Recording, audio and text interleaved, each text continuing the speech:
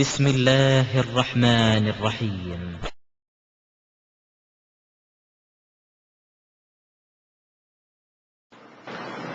நம்ம வாழுகின்ற உலகத்திலே நமக்கு ஏதாவது ஒரு பிரச்சனை ஏற்படும் என்று சொன்னால், ஒரு வழக்கு நம் மீது போட்டு விட்டார்கள் என்று சொன்னால், அந்த வழக்குல நாமளே போய் ஆஜராக மாட்டோம். நமக்கு ஒரு வக்கீலை நியமிச்சு அவர் இந்த சட்ட நுணுக்கங்களை எல்லாம் கரைத்து குடித்தவராக இருப்பாரு. அவர் நமக்காக வாதாடுவார். நம்ம இவர் சொல்றதெல்லாம் தலையாட்டுவோம். நீங்க இப்படி சொல்லுங்க பாரு, ஆமான்னு நம்ம சொல்லுவோம். இந்த மாதிரி சொல்லாதீங்கன்னு சொல்லுவாரு. அதே மாதிரி நம்ம நடந்து கொள்வோம். அப்ப நமக்கு ஒரு பிரச்சனை ஒரு நீதிமன்றத்தில் நடக்கக்கூடிய நேரத்தில் நேரடியாக நாமளே அந்த வழக்கை நடத்தி நம்ம பார்த்திருக்கிறோமா? இல்ல. வழக்கறிஞர் நம்ம படிச்சிருந்தோம்னு சொன்னா வேண்டாம், செஞ்சுக்கலாமே தவிர வக்கீலாக நம்ம இல்லை என்று சொன்னால் நம்ம ஒரு வக்கீலை வச்சுதான் ஒரு விஷயத்தை நம்ம சாதித்துக் கொள்கிறோம்.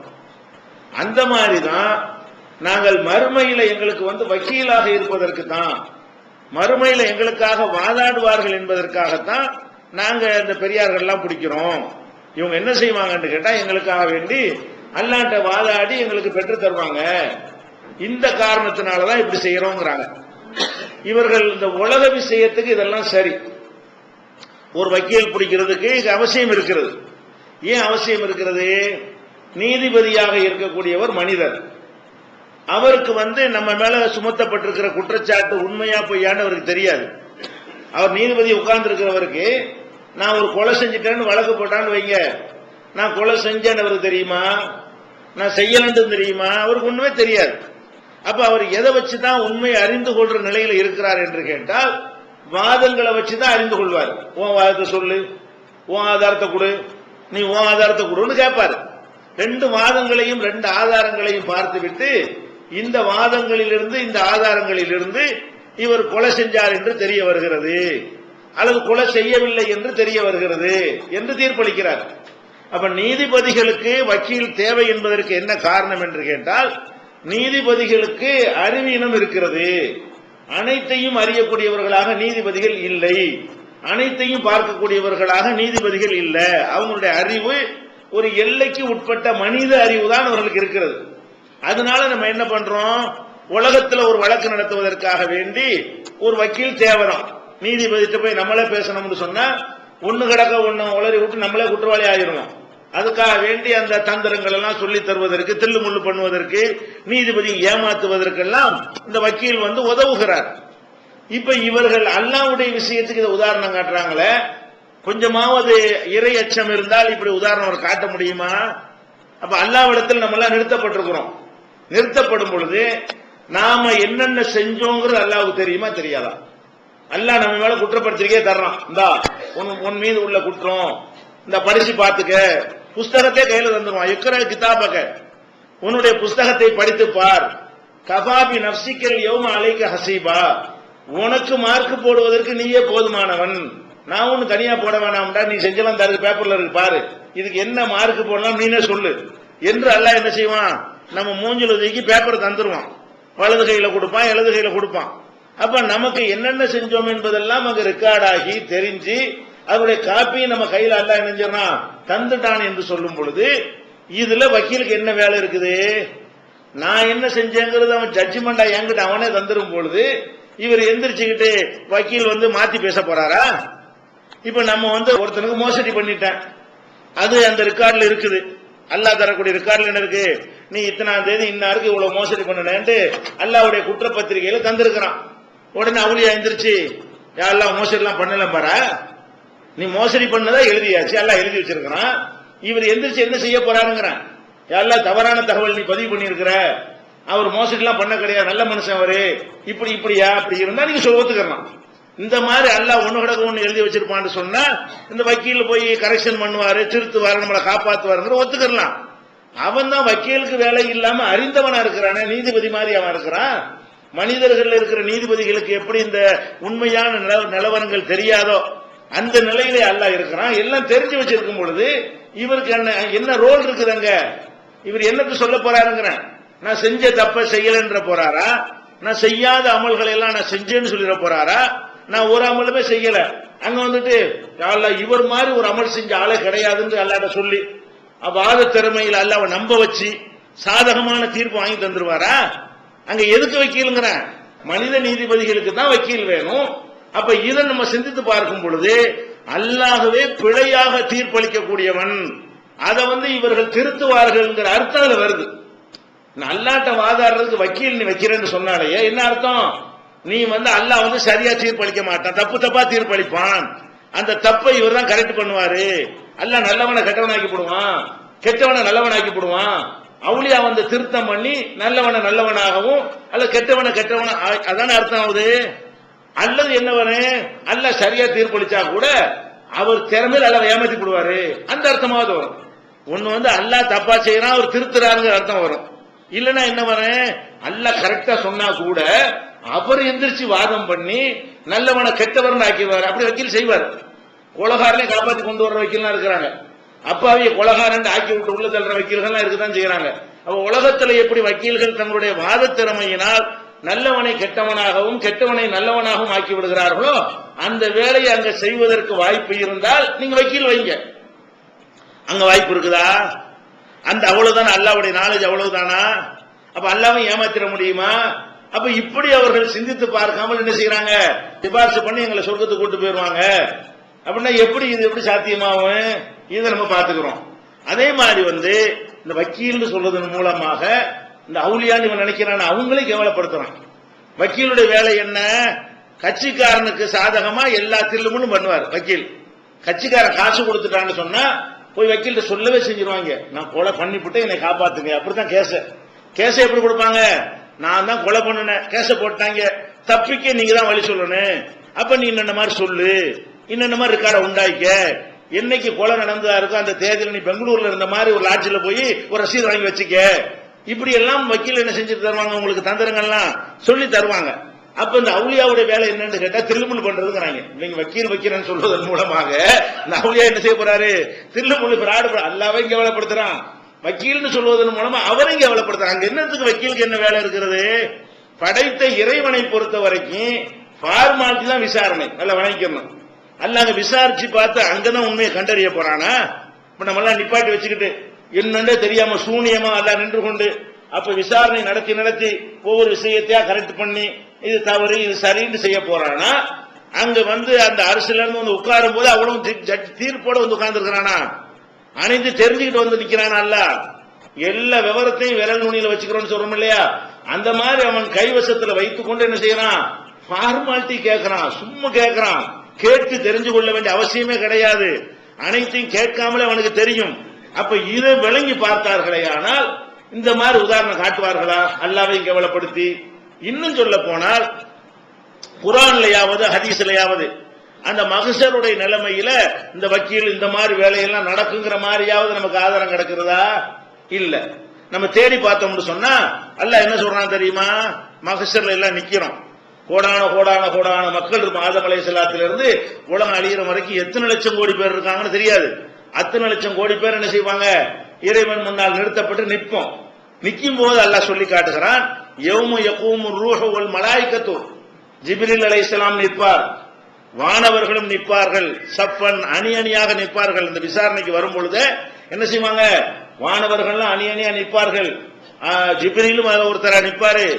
லாயத்த கல்லமூன, வாயை திறந்து அவங்களும் பேச முடியாது. இல்லாமன் அதினலஹு ரஹ்மான், ரஹ்மான் யாருக்கு அனுமதி கொடுக்கிறானோ அவரை தவிர யாரும் என்ன செய்ய முடியாது, அங்க பேச முடியாது. அங்க வக்கீலுக்கு வேலையே கிடையாதுங்கிறாங்க. வாயை திறந்து பேசாம இருக்கணும், வாயை திறக்கிறது வேலையே இல்ல. இது 78வது அத்தியாயத்தில் 38வது வசனத்தில் எல்லாம் சொல்லி காட்டுகிறான். அதுக்கு முந்தின வசனத்தில் எல்லாம் சொல்லி காட்டுகிறான். 78 37ல ரப்பி சமாவாத்தி வல் வமா பைனஹுமா, வானம் பூமி அதற்கு இடைப்பட்டவைகளுக்கெல்லாம் அவன்தான் இறைவன். அர் ரஹ்மான், அவன் அளவற்ற அருளாளன். லா யம்லிகூன மின்ஹு கிதாபா, அவன் முன்னிலையில் பேசுவதற்கு கூட இவர்களுக்கு அதிகாரம் கிடையாது. அல்லாஹ்வுக்கு முன்னால் நின்று கொண்டு ஏதாவது பேசுவதற்கு ஏதாவது ஒரு ஆனர் அப்ஜெக்ஷன் சொல்லுவாங்களே, அதுக்கெல்லாம் அங்க இடம் இருக்குன்னு நினைக்கிறீங்களா? வாயை திறக்க இல்லாது, சாம நிக்கணும். கூப்பிட்டு என்னப்பான்னு கேட்டாதான் வாயை திறக்கணும். அங்கெல்லாம் இறைவன் முன்னாடி நிக்கக்கூடிய நேரத்தில் முந்தி கொண்டு பேசுறதுக்கு எந்த வாய்ப்பும் யாருக்குமே கிடையாது என்று 78:37 சொல்றான்.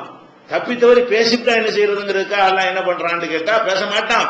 பயத்திலேயே பேச நினைச்சாலும் பேசாத அளவுக்கு ஒரு ஏற்பாடு செய்யறான். என்ன பண்றான்?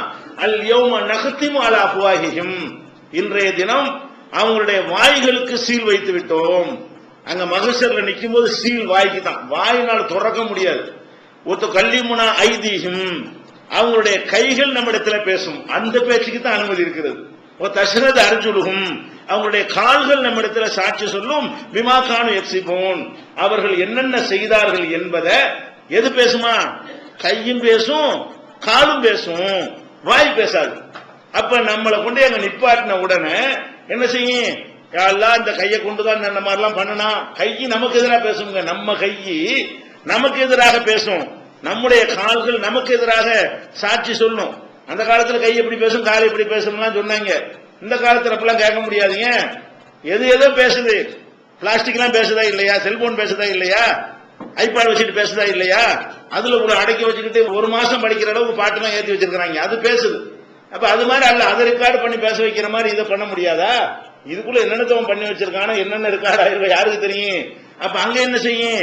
நம்முடைய கைகளும் கால்களும் பேசுமே தவிர வாய்களுக்கு முத்திரை வச்சாச்சு. வாய்க்கு முத்திரை வச்ச பிறகு என்ன வக்கீல்? அங்க வக்கீல் வாய்க்கு முத்திரை தானே, அவருக்கு சீல் வச்சுதானே இருக்கு. அவர் எப்படி பேசுவாருன்னா, அங்க வக்கீலா இருந்து வாதாடுவார்னா முத்திரை இது போன்று அல்லா சொல்றானே. யாசீன்ல 65வது வசனத்தில் நீங்கள் இதை பார்க்கலாம். அதே மாதிரி என்ன செய்யறான்னு கேட்டா, யௌம யஅதி லா துகல்லிமு நஃப்சுன் இல்லா பிஇذனிஹி, அவனிடத்திலே வந்து நிற்கக்கூடிய அந்த நாளில் எந்த ஆத்மாவும் அவன் அனுமதி பெறாமல் பேசவே முடியாது. பேசுறதுக்கு பர்மிஷன் வாங்கணும் முதல்ல. எல்லாருக்கும் பேசுவான், அனுமதி கொடுக்க மாட்டான். அதே மாதிரி 77:36 அல்லாஹ் சொல்லுகிறான், ஹாதா யௌமுல் லா யன்திகூன், இது பேச முடியாத ஒரு நாள். இது வரைக்கும் வாய் இருக்குன்னு என்னன்னா பேசுனீங்கல்ல, அதுக்கு முடிவு கட்டுற நாள் இதுதாங்கிறான்ல. ஹாதா யௌமுல் லா யன்திகூன், இது இவர்களுக்கு பேச இயலாத ஒரு நாள். வலா யுக்தனு லஹும், அவர்களுக்கு அனுமதியும் அளிக்கப்பட மாட்டாது. இது பேச முடியாத நாள், அவர்களுக்கு அனுமதியும் அளிக்கப்பட மாட்டாது. பொய்யாத்ததிரும், அனுமதி அளிச்சாதான போலி சமாதானங்கள் அவர்கள் சொல்வார்கள். நான் ஏன் இதை செஞ்சேன் என்று கேட்டா நம்ம சொல்லுவோம்ல, செய்யறதெல்லாம் செஞ்சு விட்டு ஏன்பா லேட்டுன்னு கேட்டா, ஏன் லேட்டுன்னு கேட்டா அந்த அப்படின்னு ஒரு காரணம் சொல்லுமா இல்லையா? ஒரு தப்பை செஞ்சுட்டான்னு சொன்னா நம்ம விசாரிக்கும் போது என்ன செய்வோம்? அதுக்கு என்னத்தையாச்சும் வாப்பாக்கு தலைவலி மாக்கு இது அப்படி இப்படி போய் சொல்லிக்கிட்டு செய்யறது சமாளிக்குவோம்ல. அதெல்லாம் அங்க நடக்காது. பேசதான் அனுமதி இல்லை, அப்புறம் சமாதானம் சொல்றது. அப்ப பேசுறதுக்கு அனுமதியும் அளிக்கப்பட மாட்டாது. இப்ப யாத்தது இருவன் அப்படி இருந்தால் அல்லவா அவர்கள் சமாதானம் கூற முடியும் என்று 77வது அத்தியாயத்துல 36வது வசனத்தில் எல்லாம் சொல்லி காட்டுகிறான். அதே மாதிரி ரசூல் ஸல்லல்லாஹு அலைஹி சொல்றாங்க, பேசுறது யாருக்காவது அனுமதி கொடுப்பானா? அப்ப கொடுப்பான். யாரு கொடுப்பான்னு பாருங்க.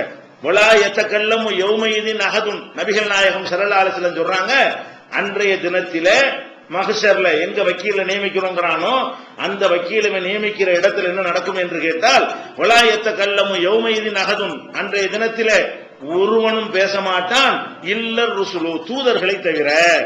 அந்த மஹ்ஷர்ல பேசுறதா இருந்தால் ரசூல்மார்கள் மட்டும்தான் பேசுவார்கள். பேசுவார்கள் என்ன? உங்களுக்கு பேசுவாங்க நினைச்சிட்டு இருக்கிறீங்களா? உங்களுக்கு பரிந்து பேசுவாங்க நினைச்சிட்டு இருக்கிறீங்களா?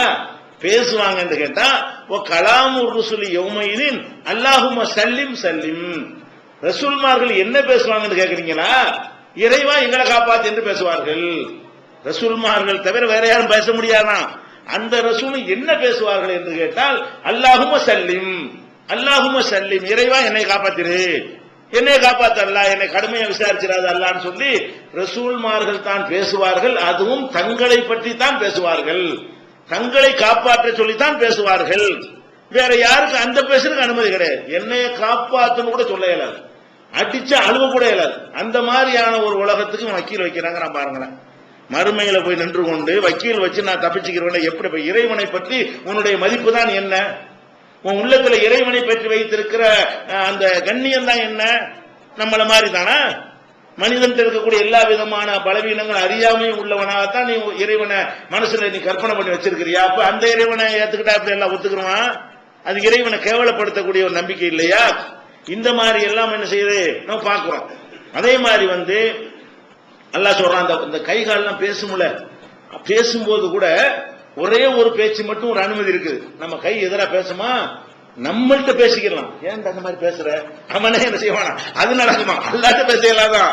அத்தா இதாமா ஜாவுஹா, அவர்கள் அனைவரும் அந்த மஹ்ஷர் மைதானத்துக்கு வந்த உடனே ஷஹித அலைஹும் சம்முஹும் அபுசாருஹும் ஜுலூதுஹும், அவங்களுடைய செவிகள், அவங்களுடைய பார்வைகள், அவங்களுடைய தோள்கள் எல்லாம் அல்லாஹ்விடத்தில் அவர்களுக்கு எதிராக சாட்சி சொல்லும். அவங்க கேட்பாங்க, ஜுலூதிஹிம், தங்களுடைய தோளை பார்த்து கேட்பார்கள், லிம ஷஹித்தும் அலைனா, எங்களுக்கு எதிராக ஏன் நீங்க சாட்சி சொன்னீங்க, எங்கள்கிட்ட ஒரு அங்கமா இருந்து கொண்டு எங்களுக்கு எதிராக ஏன் சாட்சி சொன்னீர்கள். அப்ப அந்த தோள்கள் எல்லாம் அவனுக்கு பதில் சொல்லுமா, அந்த பேச்சு நடக்கும். அவங்களுக்குள்ள பேசிக்கிடுவாங்க. உலகத்துல அல்லாட்ட பேச முடியாதான், எங்க பேசிக்கிடுவாங்களா, அவங்களுக்குள்ள பேசிக்கிடுவாங்களாம்.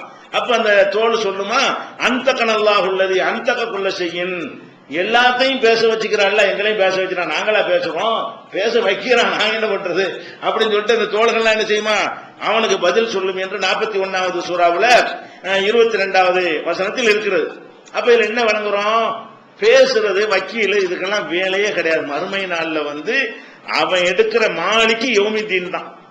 அவனுக்கு பேரே என்ன, நியாய தீர்ப்பு நாளின் அதிபதி. அவன் நியாய தீர்ப்பு நாள் இருக்குல்ல, இன்னைக்கு இப்போ அதிபதி, இப்போ அதிபதியா இருந்தாலும் அவன் அதிபதி வேலையை பார்க்கல. சில விஷயங்களை நீ வச்சுட்டு போங்கிறான்ல, வளர்ந்த வீட்டை நீ கட்டிக்க, கார் நீ சொந்தமாயிக்க, நாட்டை பிரதமரா இருந்துக்க, நீ முதலமைச்சரா இருந்துக்க, நீ கலெக்டரா வச்சுக்க, இது இது ஏன் இதுன்னு சொல்லிட்டு போ என்று முழு அதிகாரத்தை அவன் வைத்துக் கொள்ளாம போனா போடான்னு கொஞ்சம் கொஞ்சம் விட்டு கொடுத்துருக்கான். இந்த உலகத்துல அங்க முழு அதிகாரத்தை கையில வச்சிருக்கான்.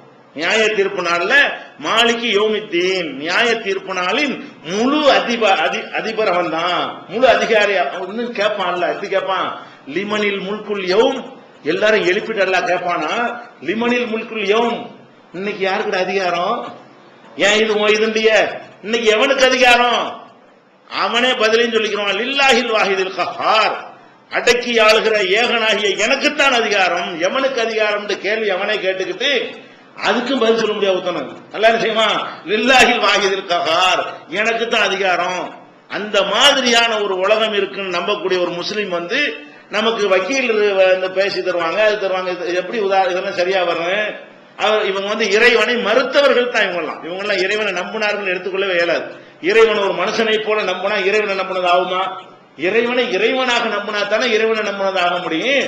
மனிதனை போல ஒரு ஒரு அறிவியனாக, ஒரு விவரம் கட்டவனாக இவன் கடவுளை பற்றி நினைச்சிருந்தான்னு சொன்னா அது இறைவனை நம்பியதாக ஆகாது. இந்த ஒரு விஷயத்தை விளங்கினால இதெல்லாம் அடிபட்டு போய்விடும். அடுத்து என்ன செய்வாங்கன்னு கேட்டா, நம்ம அனுபவத்தில் கண்ட பெரிய உதாரணம் தஞ்சாவூர்ல. நம்ம அப்பதான் தௌஹீத் களத்துல இறங்குறோம். அப்ப தஞ்சாவூர்ல என்ன செய்யறாங்கன்னா 1980 நினைக்கிறோம், 81 82 நினைக்கிறோம். அப்ப தஞ்சாவூர்ல வலிமார்கள் மாநாடு ஒரு மாநாடு போட்டாங்க. இந்த வலிமார்கள் மாநாடுண்டா என்ன, வலிமார்களை போய் வணங்குங்கன்னு சொல்ற ஒரு மாநாடு போடுறாங்க. போட்டது யாருங்கிறீங்க, ஜமாத் உலமா சபை போடுகிறது. ஜமாத் உலமா சபை தௌஹீத் இப்பதான் மாறி போயிடுச்சு. இப்ப அப்ப ஜமாத் உலமாவே தர்கா வழிபாட்டை நியாயப்படுத்திக் கொண்டிருந்தார்கள். ஒட்டுமொத்தமா ஆலிம்களுடைய ஒரே வேலை என்னன்னு கேட்டா, அந்த தர்கா வழிபாட்டை நியாயப்படுத்துவது, பள்ளிவாசலுக்கு போய் வழிபடக்கூடிய மக்களை அப்புறப்படுத்துகிற நிலையில் தான். அதனாலதான் கோபித்துக் கொண்டு நம்ம வேகமா வெளியே இறங்கி செஞ்சோம். இவங்களை கொட்டத்தை ஒடுக்காத வரைக்கும் தௌஹீத் வளராது என்றுதான் வெளியே வந்தோம். அப்ப ஜமாத் உலமா உலமாக்கள் சபை இருந்த அந்த சபை என்ன பண்ணுதுன்னா, வலிமார்கள் மாநாடுன்னு ஒரு மாநாடு போடுறாங்க. அந்த மாநாட்டுல ஒவ்வொரு உலமாவும் பேசுகிறார்கள். மார்க்க அறிஞர் சொல்லக்கூடியவன்லாம் என்ன பேசுகிறார்கள், அல்லாஹ் நம்ம கேட்க முடியுமா, அவுலியாட்டும் கேட்க வேண்டும், அல்லாஹ்வை நெருங்க நம்ம யாரு, நமக்கு எப்படி அல்லாஹ் தருவான், இந்த மாதிரி பெரிய பெரிய உலமாக்கள்லாம் அன்னைக்கு பேசுகிறார்கள். உலமா இல்லாத ஆள்க 2 பேர் தான் மார்க்கத்தை பேசுறான். அன்னைக்கு உலமா பூரா சிறுக்க பேசுறான். 2 பேர். ஒருத்தர் காலஞ்சென்ற மறுமலர்ச்சி பற்றிய ஆசிரியர் யூசுப், நாவலர் யூசுப்னு சொல்லுவாங்க இல்லையா, அவர் முஸ்லீம் லீக்ல ஒரு முக்கிய லீடரா இருந்தாரு. மறுமலர்ச்சி வார இதழ் நடத்தி இருந்தாரு. அவர் ஒரு ஆள் பேசினாரு, நீங்க எல்லாம் இறைவனை வணங்குவதற்கு அழைக்கக்கூடிய ஒரு கூட்டமா இருந்து கொண்டு நீங்க செத்து போன ஆட்களுக்கு ஆள் பிடிக்கிறதுக்கு ஒரு மாநாடு நடத்துறீங்க, நீங்க எல்லாம் உலமாக்கள் வச்சு கேட்கிறாரு. அவர் பேசுறாரு, யாருக்கு, மார்க்க அறிஞர் பட்டம் வாங்கினவங்களுக்கெல்லாம் தர்காவுக்கு போங்கன்னு மக்களை கூப்பிடுறாங்க. அதே மாதிரி இறந்து போன அப்துல் சமது முஸ்லீம் தலைவர், அவர் அந்த மாநாட்டில் பேசுறாரு. அவரும் இதை கண்டிக்கிறாரு. இதெல்லாம் ஏகத்துவம் தான் இஸ்லாத்தின் அடிப்படை, இதெல்லாம் தேவையா, அங்கிருந்து போற மக்களை மீட்டெடுக்கிறதுக்கு பதிலா நீங்கள் வலிமார்கள் மாநாடு போட்டு அங்க அவங்களுக்கு ஆள் பிடிக்கிறீங்களே. மார்க்க அறிஞர் என்று அறியப்படாத 2 பேரும் மார்க்கத்தை பேசுறாங்க. மார்க்க அறிஞர்கள்லாம் இதை பேசுறாங்க. அப்ப அதுல வேலூர் பாக்கியாத்து சாலிகார், வேலூர் தாய் மதர்சா, அங்கிருந்து ஒருத்தர் வர்றாரு, ஒரு பெரிய உலமா. அந்த உலமா என்ன செய்யறாரு, மக்கள்கிட்ட பேசுறாரு. எப்படி பேசுறாரு? நாம் அல்லாஹ்விடத்துல கேட்க கூடாது, அல்லாஹ்ட்ட துஆ செய்ய கூடாது, அல்லாஹ்ட்ட கேட்கறதுக்கு நமக்கு தகுதியே இல்லை, பாவம் குற்றம், அல்லாஹ்ட்ட அப்படின்லாம் அது பாவமா சொல்றாரு. அவுலியாக்கிட்ட தான் கேட்க வேண்டும். அவர் சொன்ன உதாரணம் என்ன தெரியுமா? அது உதாரணம், ஆதாரம் கிடையாது, குர்ஆன் ஹதீஸ்லாம் கிடையாது. அவர் என்ன ஆதாரம் வைக்கிறார்னு கேட்டா, நாம இந்த தோசை சுடுறோம்னு வைங்களேன், அவர் சொல்றாரு உதாரணம், அடுப்புல நெருப்பு வச்சு நமக்கு தோசை தேவை இருக்கிறது, தோசை வேணும் என்று சொன்னால் தோசை மாவை நம்ம அடுப்புல நேரடியா ஊத்துவோமா? பயங்கரமான ஆதாரத்தை கேட்கிறாரு. அடுப்பை பத்தி வச்சுக்கிட்டு மாவை அள்ளி நெருப்புல நேரடியா ஊத்த முடியுமா? முடியாது. தோசை கல்லு நடுவில் வைக்க வேண்டும். அந்த தோசை கல்லு தான் என்ன செய்யும், தேவையான வெப்பத்தை அங்க வாங்கி தேவையான அளவுக்கு அது கொடுத்து நமக்கு தோசையாக திருப்பி தரும். அப்ப நெருப்பு தான் அல்லாஹ், தோசை கல்லு தான் அவுலியா. ஒரு உதாரணம் காட்டுறாரு. நெருப்பு அல்லாஹ்வா, தோசை கல்லு என்னவா, அவுலியாவா? நம்ம மக்கள் என்னது, பொதுமக்கள் தோசை சுடுறவங்க. அப்ப என்ன கேட்கிறாருன்னு கேட்டா, அப்ப இறைவன்ட்ட நீ கேட்க இயலுமா? இறைவன்ட்ட கேட்டீங்கன்னு சொன்னா நேரடியா நெருப்புல கொண்டை மாவு ஊத்துன மாதிரி அப்படின்னு சொல்லி இணைஞ்சாரு, அவர் பேசினார். அப்ப அதுலதான் குதிச்சு பெரிய நேருக்கு நேரம் சண்டை போட்டு அடுத்த நாளே ஒரு நாடகம் அரங்கேறியதுங்கிற பேர்ல ஒரு நோட்டீஸ் போட்டு இவங்க என்னன்னா உளர்னாங்க பதில் கொடுத்தோம். அதுக்கு தான் நம்மள அன்னைக்கு நீக்கி வச்சாங்க. அன்னையில இருந்தா போராட்டம் ஆரம்பமானது. இந்த வழிமார்கள் மாநாடுன்னு போட்ட காரணத்தினாலதான் ஷிர்க்கை ஆதரிக்கிற அளவுக்கு இவர்கள் வந்து விட்டார்கள். இனிமே இறங்கி உங்களை முகத்திரையை கிழிச்சால்தான் மக்களை இந்த ஷிர்க்கில் இருந்து காப்பாற்ற முடியுங்கிற நிலையை தள்ளினார்கள்.